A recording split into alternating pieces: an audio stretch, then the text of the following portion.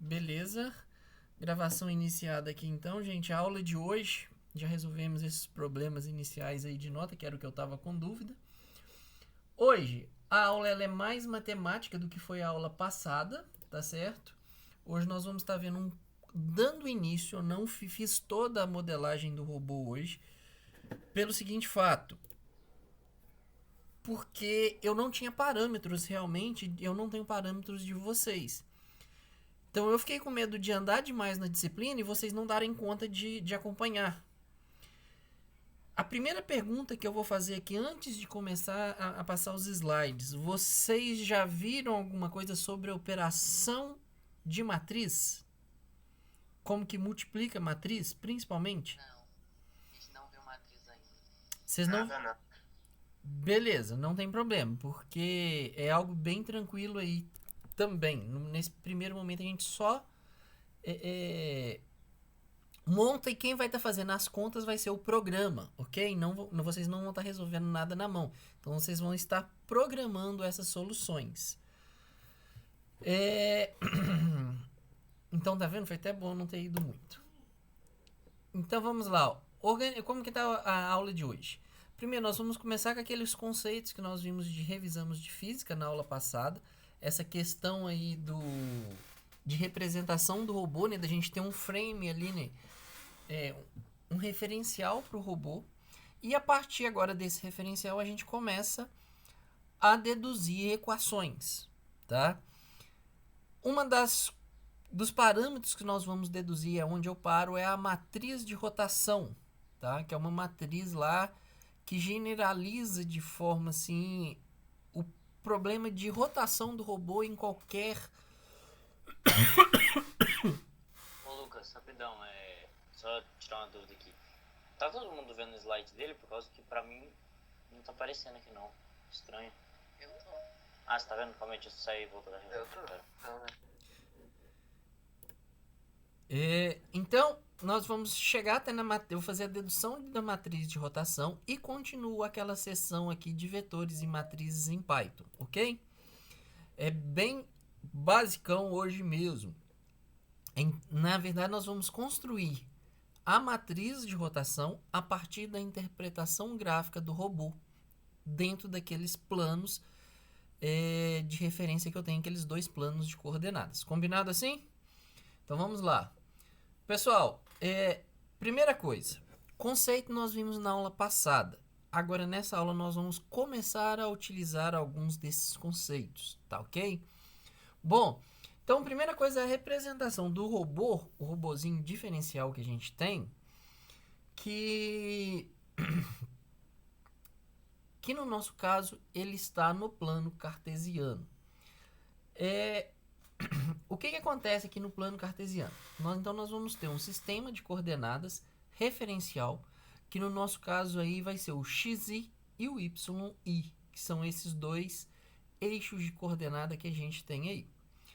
Vamos ter também um sistema de coordenadas local. Esse sistema de coordenadas local, a origem dele está em algum ponto do chassi do robô. Então ele é um ponto que você vai lá e especifica. O meu centro, meu sistema de coordenada local está nesse ponto aqui do chassi no meu robô. O mais comum, tá certo, de se colocar esse ponto referencial é nesse eixo, tá certo, sob o eixo de tração das rodas. E ele fica exatamente no meio, na posição aqui no ponto médio, entre os dois pontos de contato de cada roda. Então, tem um ponto de contato dessa roda, o ponto de contato da roda direita, o ponto de contato da roda esquerda. A distância média entre os dois aqui, eu posiciono esse ponto P. É o mais comum que a gente tem na literatura. Então, o ponto P, que vai ser onde está a origem do meu sistema de referência de coordenadas local. Lembrando que esse sistema está fixo no chassi do robô. Então, se o chassi do robô gira para a esquerda ou gira para a direita, ou gira no sentido horário, ou gira no sentido anti-horário, esse sistema de coordenadas local, ele acompanha o movimento do chassi, portanto, ele também rotaciona. Sim. Esse chassi, como ele tá... O início dele tá ali no... Entre as duas rodas, as coordenadas vão ser sempre 0, 0, não vão não? Não. Para aquele sistema ali, sim. Ok? A posição do robô é sempre 0, 0. Só que depois você vai querer andar para a posição XR, YR linha. Então, nesse sistema de coordenada aqui, você vai ter que andar na direção de XR e YR. Depois, como que você converte isso para o seu eixo, pro seu sistema referencial fixo, que é o sufixo i ali no caso, né? Mas a origem, sim, ela sempre vai estar no 0, 0. Ok? Sempre vai estar, o ponto P, ele sempre vai estar no 0, 0 para esse sistema de coordenada local. Mas pro referencial, não. Tá, Cássio? Eu só não entendi a vantagem de ter esse sistema local. Não, você precisa dele para você conseguir localizar seu robô no espaço aí. Senão você não consegue localizar ele, você não consegue fazer esse mapeamento. Você precisa de ter um ponto no robô para você passar a referenciar o robô a partir desse ponto. Se você tem um ponto, ok? O que a gente sabe? Por que eu preciso desse sistema de coordenada local? O seu robô aqui, ele anda em qual direção? Na direção do eixo X ou na direção do eixo Y? As duas? Não. Não. Se eu estou no sistema de coordenada local, ele só pode se deslocar na direção XR. Como que ele vai deslocar em Y? Esse movimento não é permitido pelas rodas. Ah, tá, entendi. Entendeu? Então você precisa de ter por quê? No caso específico dessa imagem aqui, que é o padrão adotado aqui nessa imagem, o robô ele só pode andar para frente ou para trás na direção do eixo XR. Ok? O eixo Y, que é o perpendicular ali, é o eixo dos motores, né, onde está ali a roda de tração, ele sempre vai ser perpendicular ao eixo de deslocamento do robô, no caso aqui o eixo XR. Então ele passa a ser, inclusive, a sua referência para orientação desse robô, em qual é a posição de frente, vamos dizer assim, do seu robô em relação aos sistemas de coordenada referencial. Ok? Então sim, você precisa disso dali e você vai ver mais à frente ali como que eu vou descrever esse ponto P, que aí é onde a gente começa a fazer esse negócio. E outro parâmetro que eu tenho, tá certo? Que é a questão da rotação do sistema de coordenada local. Observa que os dois eixos aqui são perpendiculares, tanto o local quanto o referencial. Então, o YI para XI é perpendicular, o YR para XR é perpendicular. Porém, ocorre uma rotação entre esses dois sistemas de coordenada, entre o referencial e o sistema de coordenadas local. Ocorre uma rotação de quanto? De um ângulo qualquer ali, θ, ok? Todo mundo enxergou isso? Todo mundo começou a visualizar esse problema ou tem alguma variável aqui que ninguém visualizou? Está com dificuldade? Bom, ninguém manifestou, vamos lá. O que eu quero agora? Para eu mexer com o robô para mim eu posso enxergar ele simplesmente como um corpo rígido. Então o que eu tenho? Eu tenho que lembrar que eu estou no sistema cartesiano. Primeiro de tudo, o sistema cartesiano ele tem 3 eixos, quando ele está escrito de forma completa, que é x, y e z. E esses sistemas de coordenada cartesiano, ele vai ter tanto um movimento de rotação quanto um movimento de translação. A translação é quanto esse deslocamento que eu tenho na direção desse vetor O' aqui no meio. Ó. Isso aqui é a translação, essa distância, que é a origem saiu desse ponto e veio parar nesse ponto aqui. Esse movimento é chamado de translação. E o fato dos eixos terem sido rotacionados, a gente tem então um movimento de rotação. Então a pergunta é, então como descrever a posição e orientação de um corpo rígido? Basicamente eu vou precisar de ter um sistema de coordenada local nesse corpo rígido e um sistema de coordenadas referencial, que vai ser o meu sistema físico. Isso nós já temos lá no robô, ok? A partir daqui agora, a gente vai começar a comparar essas duas imagens aqui, essa imagem, com a próxima, com aquela imagem anterior, fazendo comparações. Então, olha, o plano cartesiano, que tem a origem O, ele é formado pelos eixos x, y e z. Ou seja, ele é de 3 dimensões. Porque você tem x e y que descreve um plano, e você tem o eixo z que descreve a cota, que seria equivalente, né, numa linguagem popular aí, dizer que você tá o quanto você sobe, o quanto você desce nesse plano seu XY. Então, no plano XY, imagina que o plano XY é a tela do computador ou a tela do celular, e o eixo Z é aquele que um eixo perpendicular à tela, que ou ele está saindo da tela, ou ele está entrando na sua tela, do notebook ou do smartphone que você tem. E tem o meu plano, o meu sistema de coordenadas aqui, no corpo rígido, que é o que eu quero determinar, que aqui no caso aqui é essa batata aqui, como diria o Juliano lá, professor da mecânica. E o sistema de coordenada local, ele está diferenciado aqui só por essa linhazinha na notação. Viram a diferença entre a notação do referencial para o sistema de coordenadas local? Todo mundo percebeu essa diferença de notação, que é só essa linhazinha aqui no final de cada variável? Bom, além disso, o sistema local, ele também pertence ao plano cartesiano, portanto, ele também é de 3 dimensões. Ok? Do mesmo modo, eu sempre vou procurar a posição em um ponto P.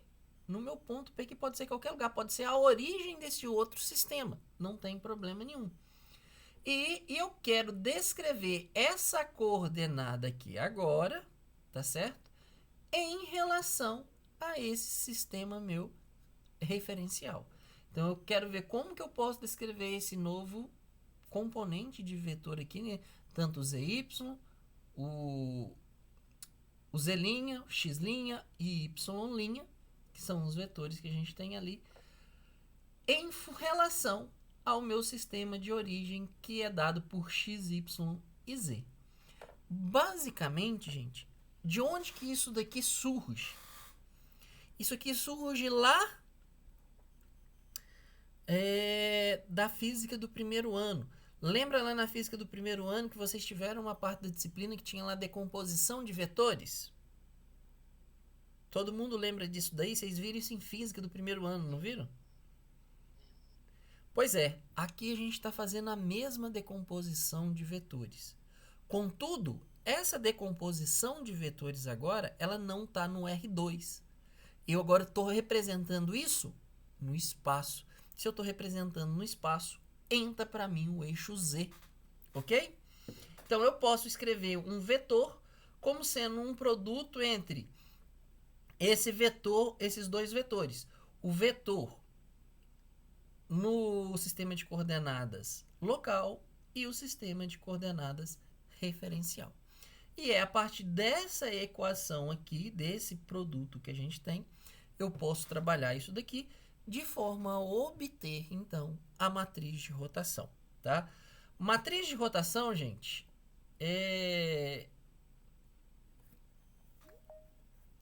na verdade, algo que vocês vão utilizar. Toda essa dedução aqui, na verdade, ela vem da robótica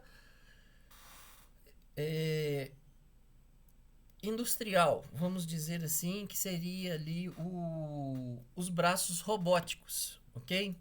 Então, se você pega um link de braço robótico, você tem que fazer toda essa análise que a gente está fazendo aqui para robótica móvel. Em princípio, é tudo igual. Em princípio, não há diferença nessa parte aqui da modelagem entre a modelar um braço robótico e modelar um robô diferencial.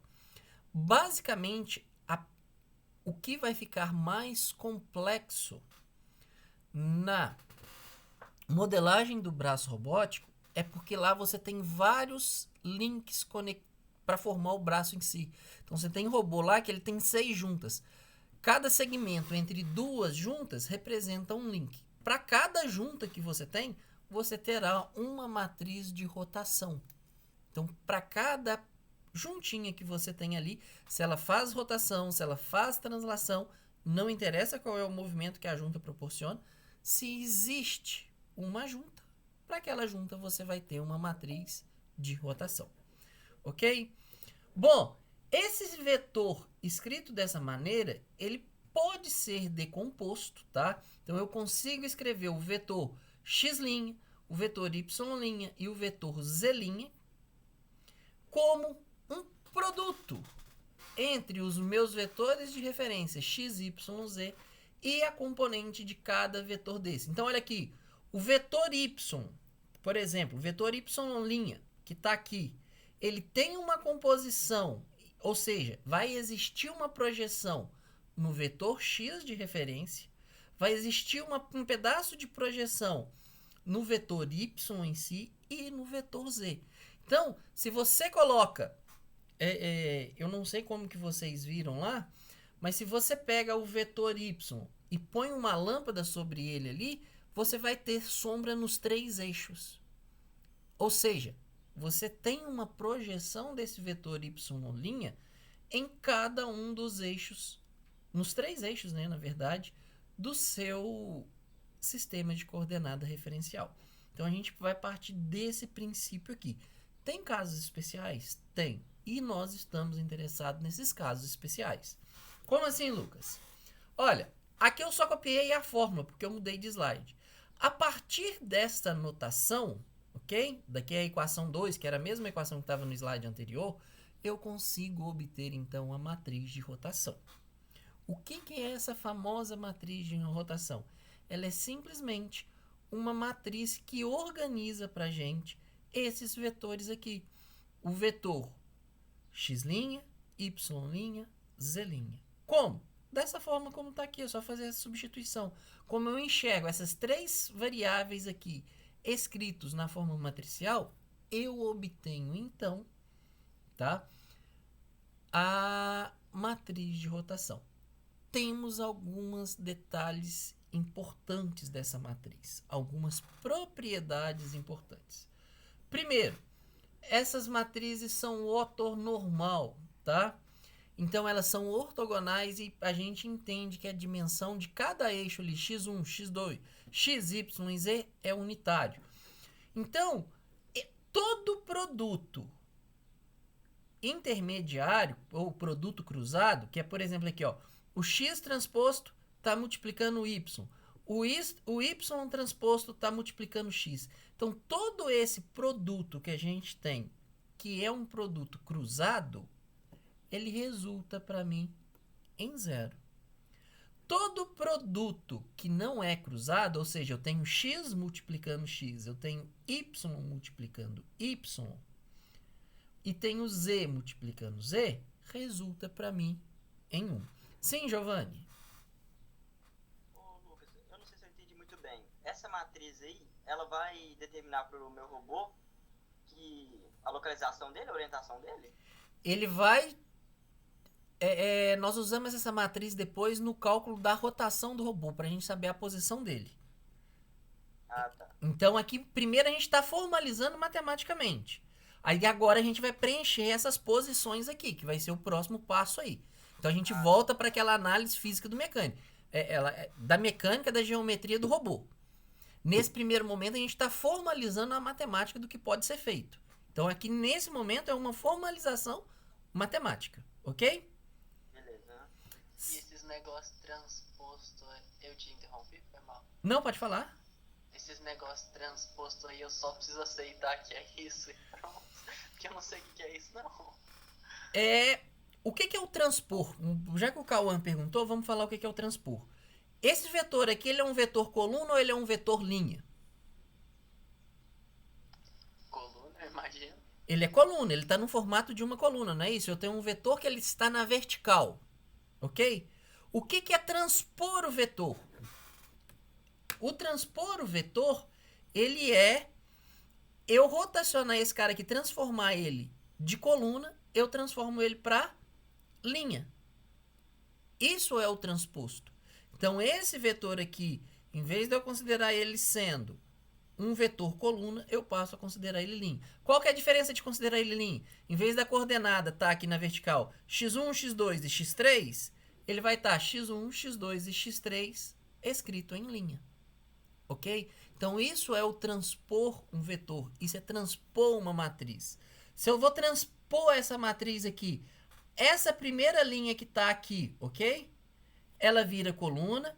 A segunda linha vira a segunda coluna. A terceira linha vira a terceira coluna.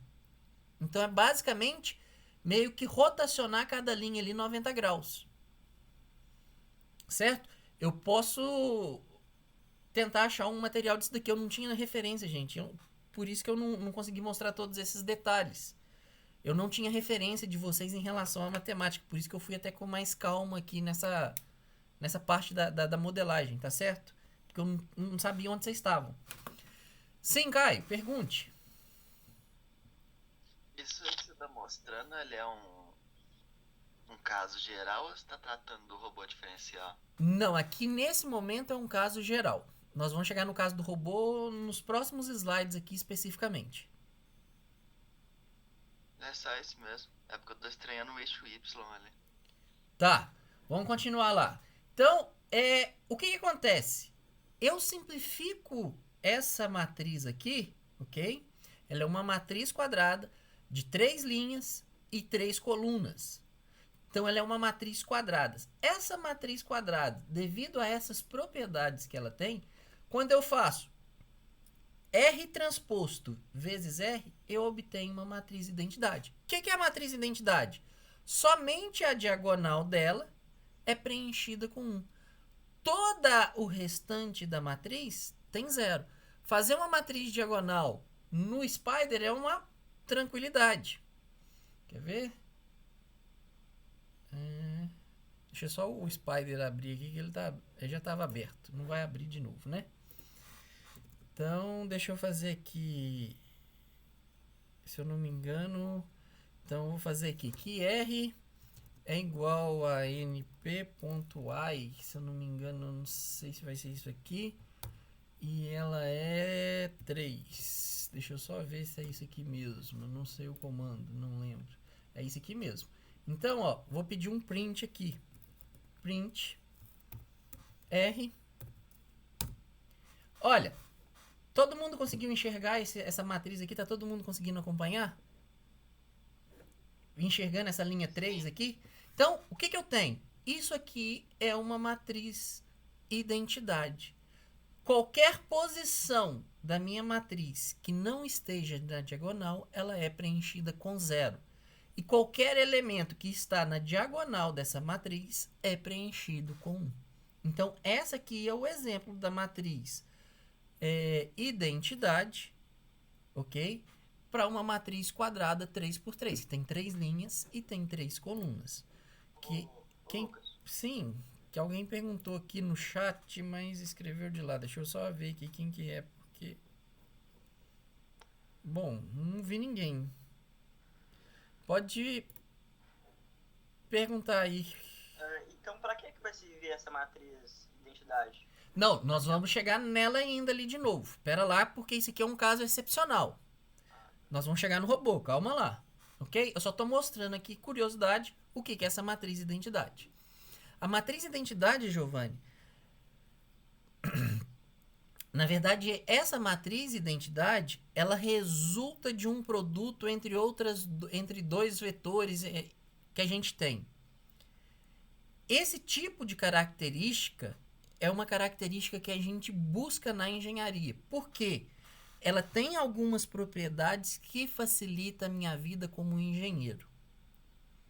Então, eu sempre procuro formular os meus problemas de forma a trazer esse problema meu para algo que eu conheço e que tenha propriedades que me facilite.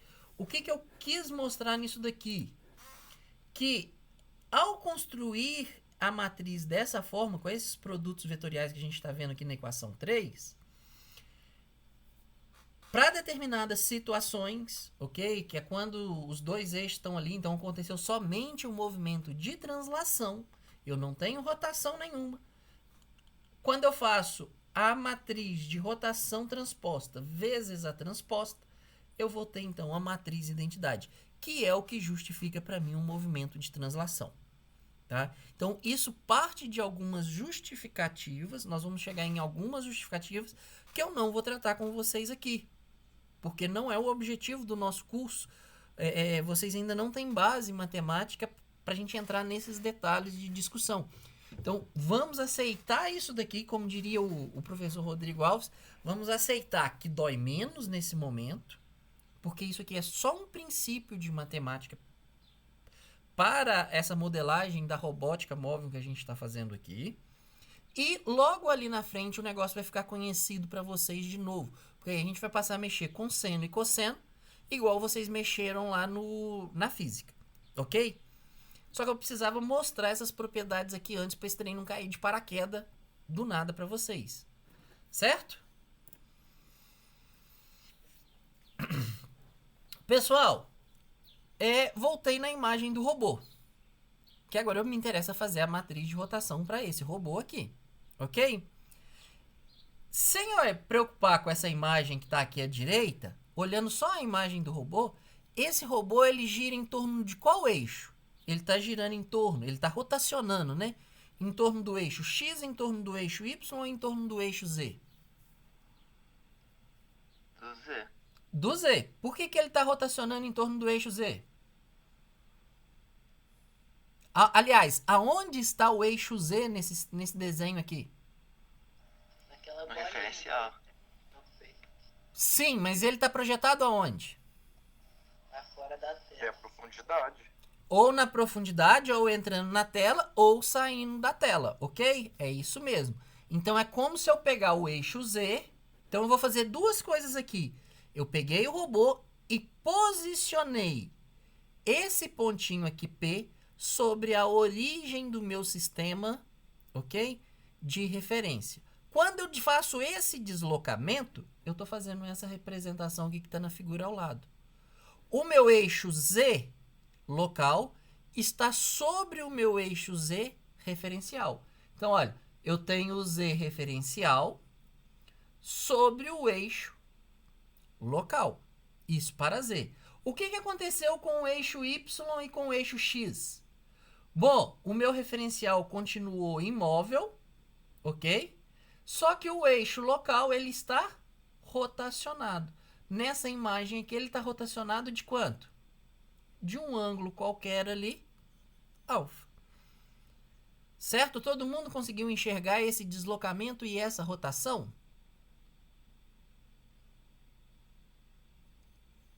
Ô, Lucas, nessa rotação eu me perdi.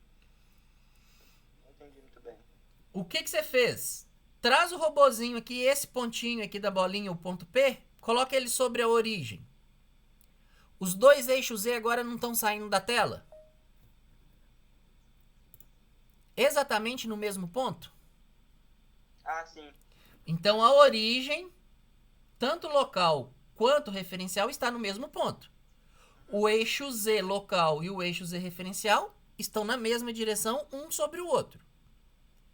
Agora, se eu pego esse eixo aqui, ó, e faço rotacionar em torno desse eixo, se eu pego ali o eixo Z e giro, literalmente, aqui, ó, olhando a tela e a minha imagem, é como se eu tivesse com a caneta e tô fazendo a minha caneta girar, ó. Eu tô fazendo a caneta girar. Se eu faço esse eixo Z rotacionar, eu tô rotacionando quem? O meu eixo XR e YR, que são os locais, representados aqui na imagem ao lado por X' e Y'. Vai rotacionar de quanto? Do quanto eu torcer aqui no eixo Z. No caso aqui, eu rotacionei um tanto suficiente, que foi um tanto chamado aqui de alfa. Ok? Ok, entendi. No caso, ô Lucas, só pra ver se eu entendi, o ZR não mostraria nessa imagem ali na esquerda por causa que ele tá em direção na tela, né? Justamente. Exatamente isso. Bom, falando o que vocês acabaram de falar, Caio, Davi e Cauã, essa é a representação. Eu peguei aquele sistema anterior, ok? O que eu fiz? Esse E na tela, nesse desenho de cá, o meu eixo Z não está saindo da tela? Vou pegar esse sistema de coordenadas aqui agora e vou colocar o eixo Z saindo da tela. O que eu tenho? Exatamente isso daqui. Olha o eixo Z, ó. Veio parar, está saindo da tela. Eu tenho o meu Y referencial na posição do Y referencial. Eu tenho o X referencial na posição do X referencial do robô. Ok? Agora, o meu eixo local está rotacionado de alfa, está rotacionado de alfa aqui. Lembrando, eu vou mostrar isso ali na frente, que eu estou considerando que o alfa é igual a tetra. Ok? Então, ó, agora como que eu represento esse ponto P nesse sistema de coordenadas X e Y? Então, agora eu posso aplicar aqui o seno e cosseno nessa geometria que eu tenho aqui, ó. Agora eu consigo enxergar a geometria, não consigo? Então, quem que é PX aqui? Se eu olho só para esse vetor P'X aqui, ó. Se eu decomponho esse vetor P'X, ele vai resultar para mim em quê? P'X vezes cosseno de alfa. P'X cosseno de alfa. Exatamente isso. É a contribuição desse vetor P'X na direção X do meu referencial. E se eu olho agora para esse vetor PY, qual que é a contribuição dele em X?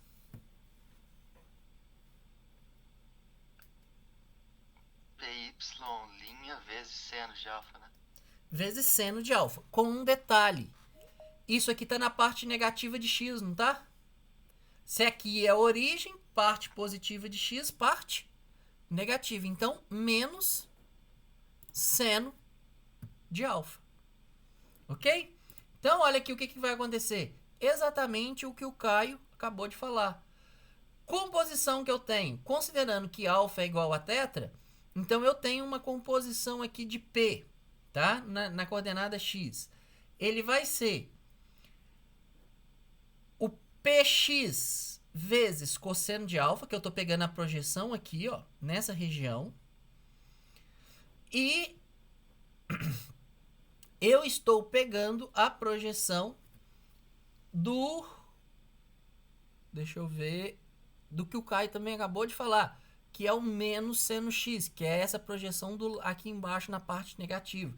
Então, eu tenho a minha matriz de rotação que ele está rotacionando para x, cosseno de alfa, para a posição, para o vetor px, e para o vetor y, ele está rotacionando menos seno de θ. Para o vetor y, agora eu quero ver a projeção. Sim, Cauã? Pode continuar, a hora que chegar no Z eu tô... Tá. Então, olha, para y, o que a gente tem para y? De cá, desse cara aqui, qual que é a contribuição do vetor px para o vetor y?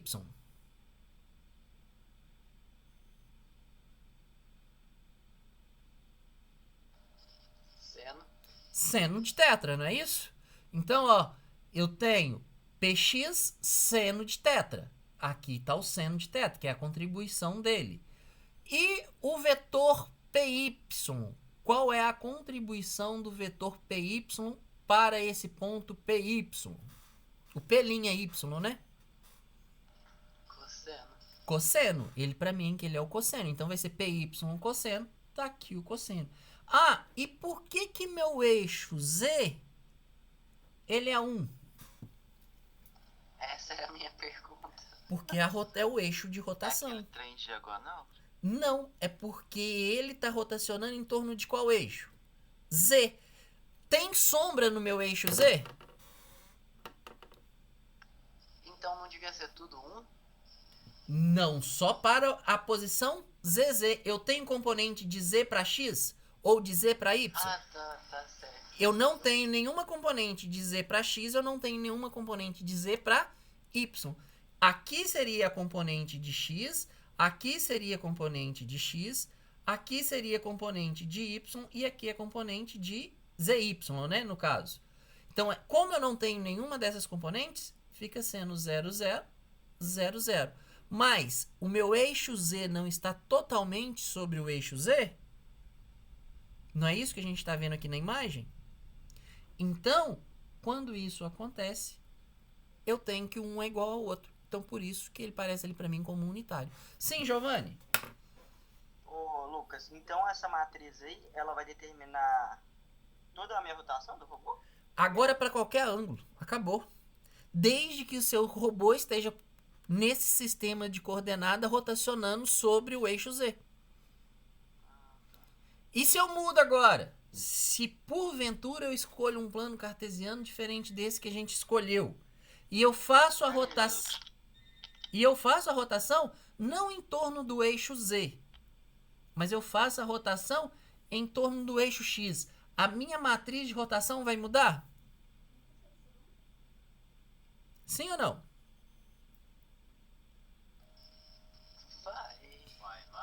Vai.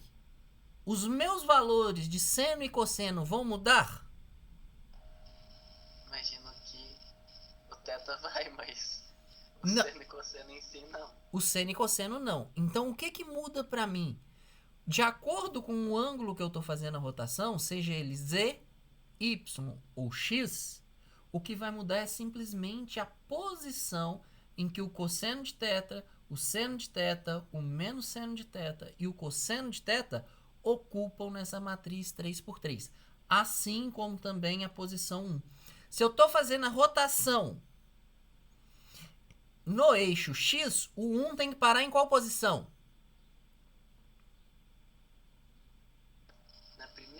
Na primeira. Aqui é X com X, ó. Então, esse valor aqui passa a ser quanto? 1. Se aqui é X, essa linha vai ficar com 0, essa coluna vai ficar com 0. E esse quadrante aqui de baixo, que está o cosseno de θ, 0, 1 e 0, vai ter a combinação desse seno e cosseno aqui para a matriz de rotação em X. Ok? Ô, Lucas, espera aí, quando você mudou o referencial, eu fiquei meio perdido. Não, eu não mudei referencial, Giovanni. Eu só supus que em vez de fazer a rotação no eixo Z, eu defini o meu sistema de coordenada referencial e o meu sistema de coordenada local de forma que o eixo X fica saindo da tela. Ah, tá. Então, agora eu não tenho mais uma rotação em Z. Eu vou passar a ter uma rotação em qual eixo? No eixo X. Entendi. Entendeu? Foi isso que eu supus aqui e fiz. Então, o que acontece? Se você faz essa mudança de referencial e mudança ali do sistema de coordenada local, de forma que o eixo X agora, ele está saindo da tela, quando você olha aqui no plano, você está vendo quais eixos? O Y e o Z, correto? Se você está vendo o Y e o Z, o que vai acontecer aqui? Essa matriz de rotação, ela vai mudar a posição do seno e do cosseno ali ao longo dela. Foi isso que eu tentei explicar aqui. Ok? Dependendo do ângulo, o menos ali vai variar, né? Ou não? Creio que não. Ele sempre vai ter um lugar nele menos fixo. Ah, tá. Tá certo? Mas você sempre vai ter uma componente ali que vai ser negativa. Eu sei, só que não vai ser sempre o seno. Tipo, Não necessariamente. é. Tá? Aí a gente tem que fazer a análise de cada matriz de rotação aí pra ver o que fica. Na verdade, eu te respondo isso agora. Apesar de eu não ter feito a análise, mas eu tenho essa resposta. Deixa eu te confirmar aqui pra você agora. Na verdade, somente o seno que vai ficar negativo. Não existe cosseno negativo. Sempre vocês terão um termo de seno negativo. Ok? Beleza. Bom, Ô Lucas, tem que ter uma matriz para cada quadrante? como é que é? Repete a pergunta, por favor, Caio. Complementando isso que o Arthur falou aí, de ter negativo ou positivo, isso muda conforme o quadrante, não é? Não, isso muda conforme o eixo de rotação que eu estou girando. Em torno de qual eixo que eu estou girando. Ah, tá, entendi, mas... Entendeu?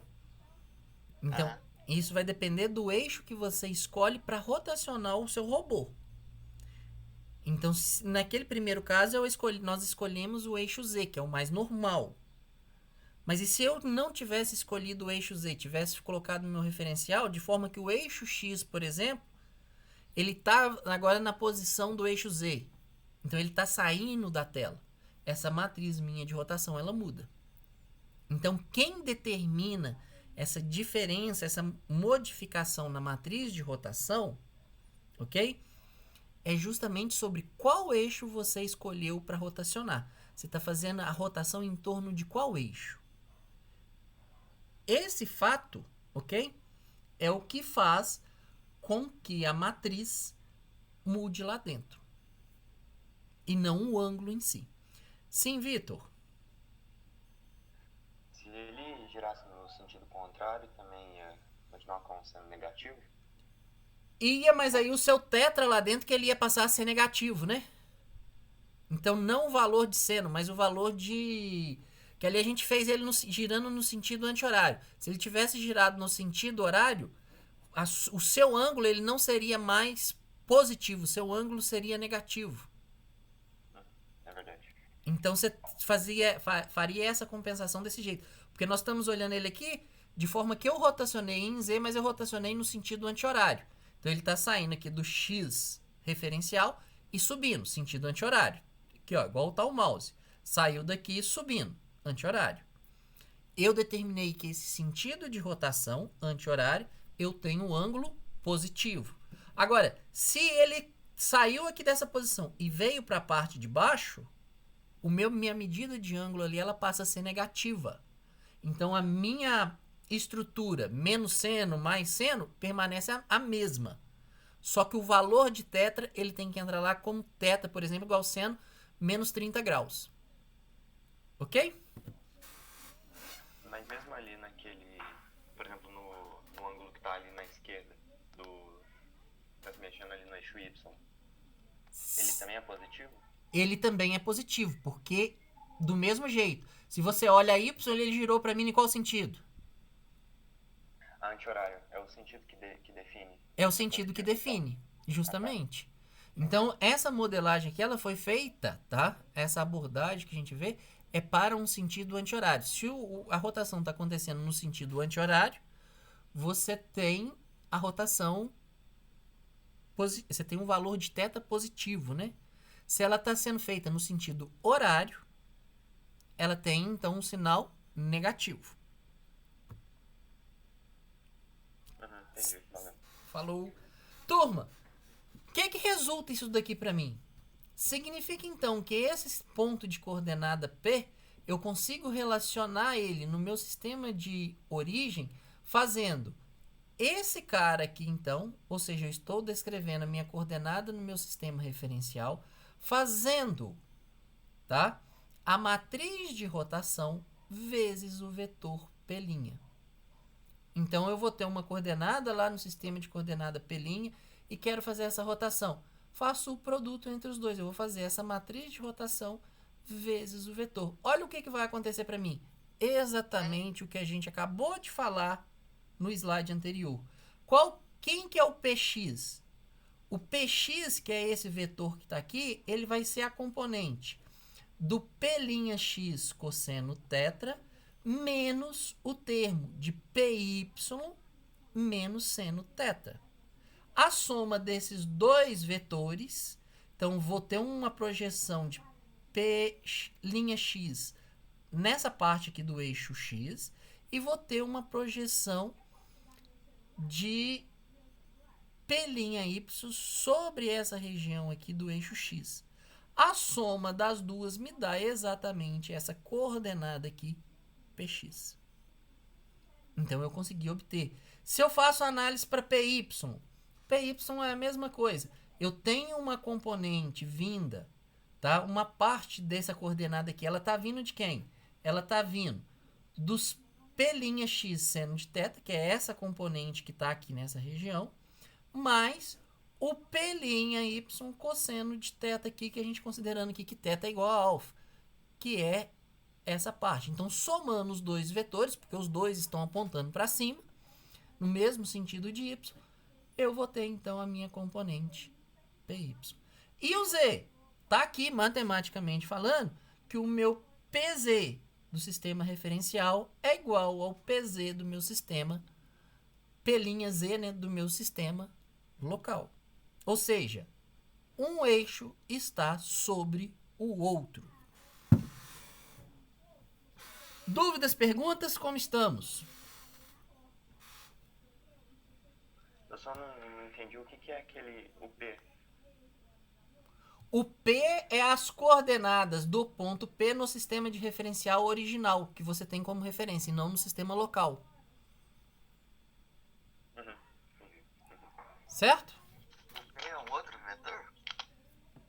O P é uma coordenada no sistema local, né? Ele é uma coordenada do sistema local que você está trazendo. Aqui não é o P de origem que a gente colocou lá, não. Ele é um ponto qualquer lá naquele sistema local. Certo? A anotação aqui ficou repetida. Por isso dessa confusão aí. Desculpa. Na verdade é porque a gente trabalha com dois... Eu montei essa aula com 2 livros e tem imagem dos 2 livros aqui. Então por isso dessas diferençazinhas de notação aí. Pessoal, vou passar uma atividade com o Nelson, tá? Eu vou tentar enviar... Tô tentando contato com o Nelson aqui. Essa atividade, ela vai ser tanto para robótica quanto LPAP. Então, a gente vai começar a programar algumas coisas de vetores. E vai ter também umas questões teóricas, tá certo? De robótica. Eu devo colocar 1 ou 2 questões teóricas de robótica para que vocês me respondam. A parte de que vocês vão responder sobre essas questões teóricas de robótica, vocês podem fazer isso para mim numa folha de papel, tirar a foto ali fazendo o scanner e anexar na hora de enviar. E o que for código, vocês imprimem o PDF igual vocês já estão acostumados e mandam o código aqui pra gente. Combinado? Não pode só escrever no Word, não. O quê? Tem que escrever a resposta. Você falou que tinha que escrever no papel, não pode só escrever no Word? Ah, porque vai ser matemática, meu filho. Se escrever conta no Word vai ser mais difícil do que você fazer na mão. Mas se você quiser... Mas fica mais bonito, não fica não? Ah, mas você vai gastar um tempo desnecessário, Caio. Pra mim não precisa disso, não. Tô tentando simplificar a vida de vocês. Se vocês quiserem ir pro Word, escrever matriz no Word, vocês vão ver que lá é um Deus nos acuda do inferno. Pô, nós tira foto da página. Tá entendeu? Mas fica a critério de cada um. Se quiser ir por esse caminho, tá tranquilo pra mim.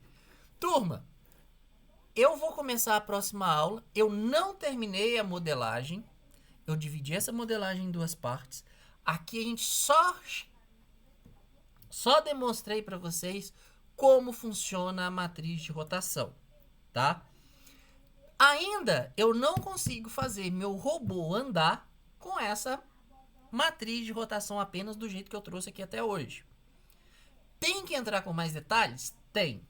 O que eu vou precisar que vocês façam para mim? Alguém leu aquele material sobre derivada que eu deixei no cigarro?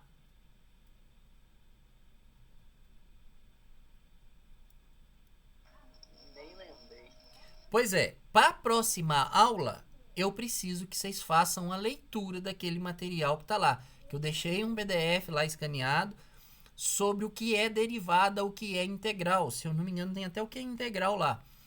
Então, aquele material eu tirei de um livro de física do 1º ano, ok? Então, vocês vão ler aquilo lá, para na hora que, na próxima aula, eu vou entrar com esse conceito de derivada, porque é ali que a gente vai fazer o robô andar. E eu preciso que vocês tenham lido para depois vocês não ficar totalmente perdidos. Mas aqui, Lucas. Sim. Derivada e integral não tem a ver com gráfico, não? Que eu me lembro tem a ver com gráfico, não? Não, você pode levar o conceito de derivada integral por gráfico, mas não necessariamente ela está atrelada a uma imagem gráfica. Ah, tudo bem. Tá bom? Na verdade, o conceito, Davi, ele é bem mais simples do que um gráfico.